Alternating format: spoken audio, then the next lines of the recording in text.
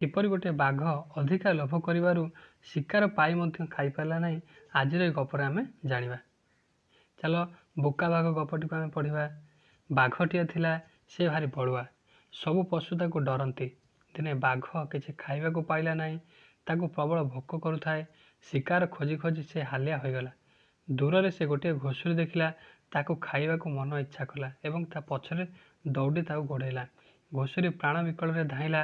ବାଘ ଘୁଷୁରୀକୁ ମାଡ଼ି ବସିଲା। ଟାଣି ଟାଣି ଆଣି ଗଛ ପାଖରେ ପକାଇଦେଲା।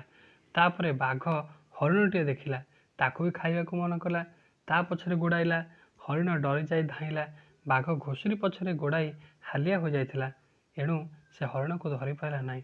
ବାଘ ଭାବିଲା, ହରିଣ ନହେଲା ନାହିଁ, ଆଜି ଘୁଷୁରୀଟାକୁ ଖାଇକି ମନ ଶାନ୍ତି କରିଦେବି। ସେ ଗଛ ପାଖକୁ ଫେରିଲା। ଦେଖିଲା କିନ୍ତୁ ଘୁଷୁରୀ ସେଠି ଆଉ ନଥିଲା। ବାଘ ଗଲା ପରେ ସେ ଉଠି ପଳାଇ ଯାଇଥିଲା। ବିଚରା ବାଘ ମନ ଦୁଃଖରେ ଭୋକରେ ରହିଲା। ତେବେ ପିଲାମାନେ କହିଲେ ଦେଖି, ଏ ଗପରେ ତମେ କ'ଣ ଶିଖିଲ? ନା ବାଘ ଏଠି ଅଧିକା ଲୋଭ କରିଥିବାରୁ ପ୍ରଥମ ଯେଉଁ ଶିକାରକୁ ହାତ ଛଡ଼ା କରିଦେଲା। ପ୍ରଥମେ ଘୁଷୁରୀ ପାଇଥିଲା, ତାକୁ ଖାଇପାରିଲା ନାହିଁ। ପୁଣି ସେଠୁ ଦ୍ୱିତୀୟରେ ହରିଣ ଉପରେ ଲୋଭ କଲା।